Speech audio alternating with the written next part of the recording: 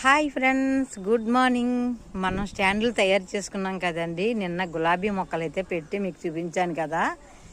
ఇదిగోనండి, నేను ఇలా ఇక్కడ ఆకుకూరలు అమర్చుకోవటానికి ఈ స్టాండ్ అయితే తయారు చేశాను. నిన్న వీడియో సమయంలో నాకు సమయం లేక వాటిని అమర్చి మీకు చూపించడం జరిగింది. స్టాండ్లు అయితే ఇలా ఉన్నాయి. మనకి పడని వస్తువుల్ని కూడా మనం ఇలా ఉపయోగించుకోవచ్చు. నేను ఈ బ్యాంబోస్ మాకు తోటలో తెచ్చి ఇలా అమర్చుకోవడం జరిగిందండి.